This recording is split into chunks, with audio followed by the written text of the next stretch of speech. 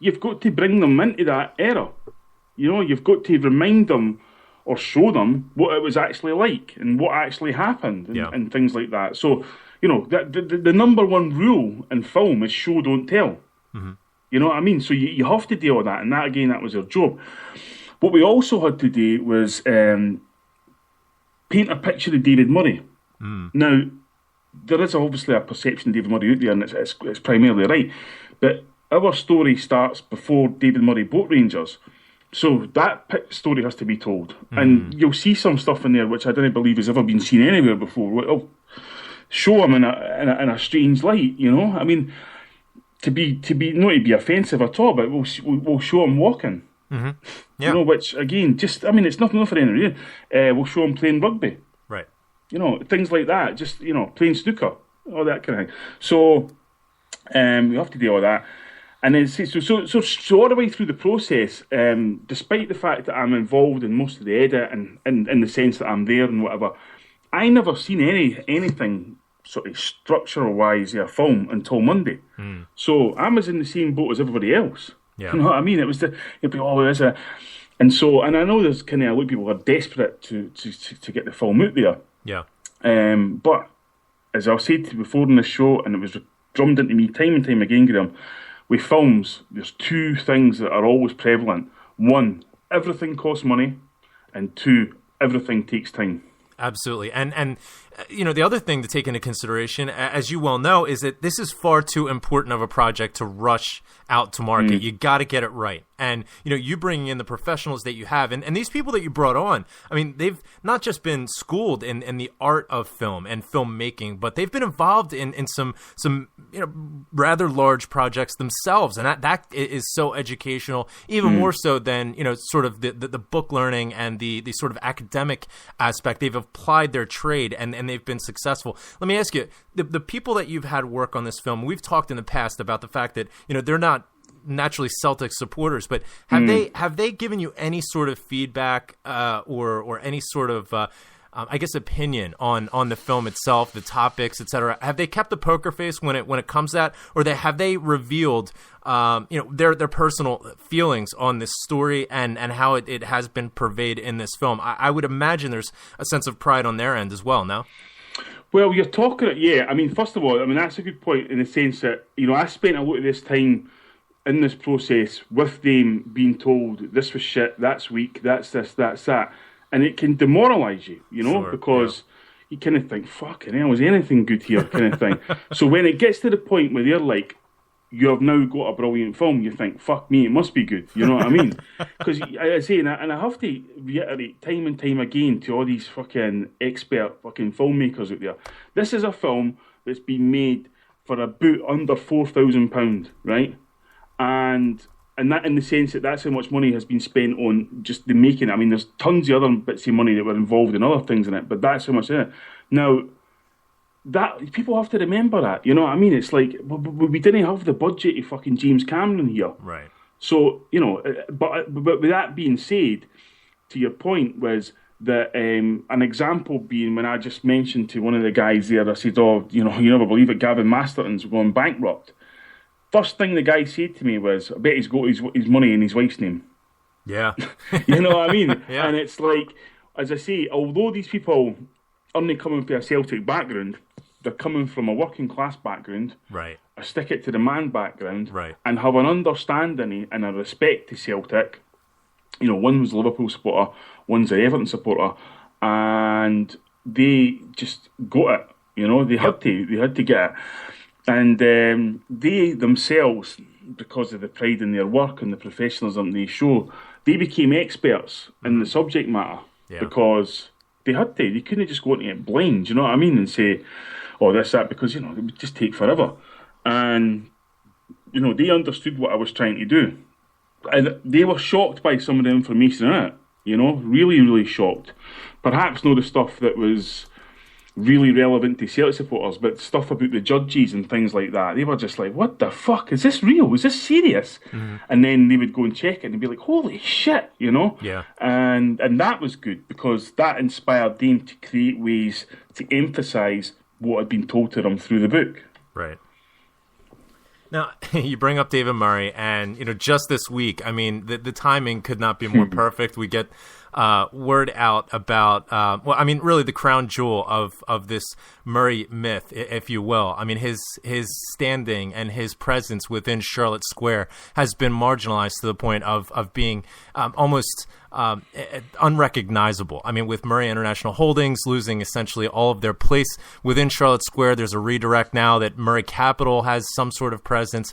I mean, there's a term, and I want to get your thoughts and sort of your reaction to that in a minute. My first thought was it's time to spike the football. Now, I mean, this is an American term. I mean, for those who aren't familiar with American sport, American football, spike the football. I mean, essentially, when a player crosses the goal line, scores a touchdown, they take the American football and they smash it into the ground. And it's basically a statement like, this is my ball. I will do with it whatever I want. You can't stop me. You can't defend me. And I'm going to continue doing it. And you're just going to have to continue looking at me. I mean, this is a situation where we can spike the football. I mean, when you heard the news of Murray now, I mean, just this has been a death by a thousand cuts. But I mean, what a blow to this facade that he's put up within Charlotte Square, a landmark that you've really focused on in this film. What was your reaction when you first heard that news? I mean, it can't be surprising, but nonetheless, I mean, it's got to be just so gratifying. Well, I mean, the Asterisk project had two goals when it started. The first one was to tell the story what David Murray had done to our football club and various other things over the course of his 20-odd years at Rangers. The second one was to stop Murray coming back, which he was, if you remember in the book, the Calyx project, he put down the maps and things like that he was going to try to come back. Now, there was with the things that went on outside the project, in the sense that, for example, the photograph that just happened to go on the front page of the Daily Record the day the Premier tickets went on sale. Yeah. Just these things to try and shape the narrative against him. Because if you remember, just before then, that was him saying, "Oh, we're not guilty of anything with tax and blah blah blah and all this kind of thing," because they've been found not guilty of like 4 counts in or whatever. So it was like, don't think for 1 second you're just going to dance back into the fucking limelight pretending to be giving it the fucking Billy Joel fucking innocent man here, because you're no. And so, bits like that. Secondly, there was a campaign behind the scenes to undermine and constantly him and his organisation, which led to me and somebody else being in constant touch with his key players and saying, "Look, we know this. This is what we know. So if we know it, who do you think else is going to know this?" Just to try and undermine every and any attempt he could possibly have to come back in to Scottish football, to our lives, to whatever. Now, what's beautiful about it is that, as I tried to say throughout the Asterisk years, was that Murray's dynasty was never meant to end. His son was supposed to take over. That was the thing. That was what was going to be behind me. And of course, that all went tits up and whatever. Now, what people constantly asked me was, in line with what the events in Scotland in terms of the referendum and what happens if there's an independent Scotland, wouldn't it mean they were getting more powerful? And the answer I gave constantly to that question, Graham, was the power has gone. They're already done. You can never fear them again. And now we're seeing, thankfully, it's easy for me to say that a year ago, and people just go, "Oh yeah, but," because people are psychologically affected by this time that he was at Rangers. Now they're seeing what's happened.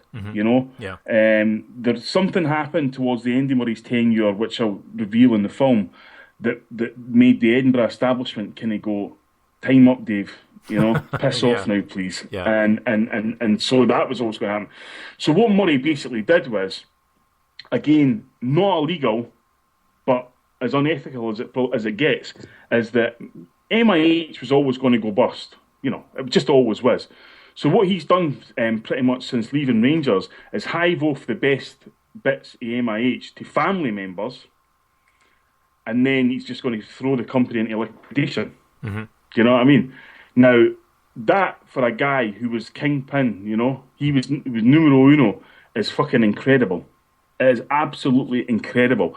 And it underlies the message that I continually said, the first narrative being, look at all the advantage, look at all the opportunity, look at all the credit lines and friend the bank managers and laptop loyal, and think about we still won. The second narrative of that, Graham, is that's why you should never, ever, ever fear Sefco, because they can never, ever be at that level. because even when Rangers got to that level, they still couldn't beat us. You know, and that's a key point. And as you see, the jewel in the crown in Charlotte Square, I mean, that's a name synonymous with us, not just this project, but in Celtic supporters' minds in terms of the cheating. And we saw, which I put there and stuff like that. So for him to lose that is just unbelievable. Right. You know, it's like James Bond losing his Aston Martin. It just, you know, I mean, this is Samson losing his hair. It's incredible. And, you know, if I played any part in that whatsoever, then that's, you know, what I would take to my grave, because, you know, a lot of work has gone on behind the scenes, and people will see some of the results of the work that went on behind the scenes for the first time ever in that film, that we were able to penetrate the Murray organisation and get vital info and show the world just what a devious bastard he really was, and that he can never, ever, ever say that it was Craig White that destroyed Rangers, because we will prove 100% David Murray did it. End of chat. You know, and so much of this Murray facade that he put up and was you know, propped up with the help of financial institutions and, of course, the media. I mean, it was always an image that was projected, not really reality. But so much of that bravado and that sort of false confidence was really, I think, brought on by that feeling of invincibility. And I'm not so sure that that's something that necessarily goes away when you are to that level of delusion. To have that sort of delusion thinking. I don't think that it necessarily goes away because of a bad run. But do you ever wonder? I mean, tell me. I mean, do you ever think about, you know, sort of what's going through Murray's mind over these past few years, and specifically what's going on right this second? I mean, do you ever wonder, you know, whether or not he's been humbled at all by this? Do you think he's capable of being humbled? Well, it's interesting. I mean, there's two parts to the answer here. The first is revealing the film, his reaction to his accident, which is pretty scary, actually. It's I'm not just saying this, but when he's asked about his accident and what happened, I'm losing his legs and stuff, he replies like I would imagine a serial killer would reply. And I say that because the serial killer I have in mind when I see it is Richard Kuklinski. He's just so cold and emotionless. It's incredible.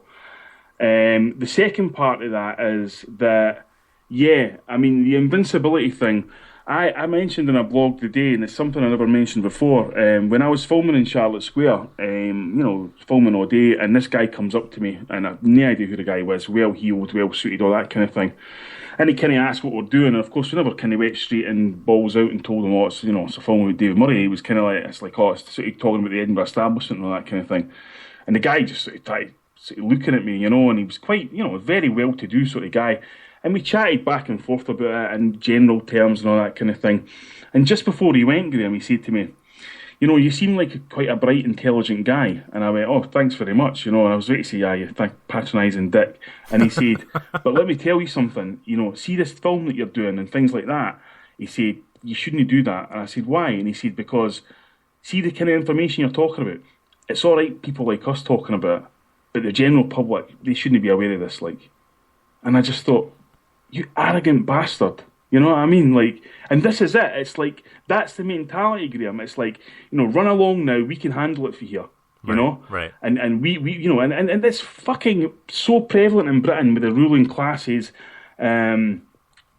Just have this, we'll handle it kind of thing. Don't worry. We'll take care. And this is the thing. I mean, if you learned one thing about the referendum was that fucking, since universal suffrage happened in this country in the 1920s, the elite has basically tried everything they can to stop people using the vote. Right. So that they could retain this level of power. Now, how did Murray do it? So Murray had, I mean, what I've tried to do, like, you'll notice in the film that there is virtually no reference whatsoever to the laptop oil. There's a couple of things, but that's it. Because the laptop oil always and only ever were a useful tool to have, Mm-hmm. And what I would say to anybody is, people who kind of get obsessed with what journalists say and all that kind of thing, and I'll have a go myself in that when I just see utter shit. And there's a journalist that I name and shame who's probably not been named before in the behind the scenes book that I've wrote, the ebook that I've wrote with this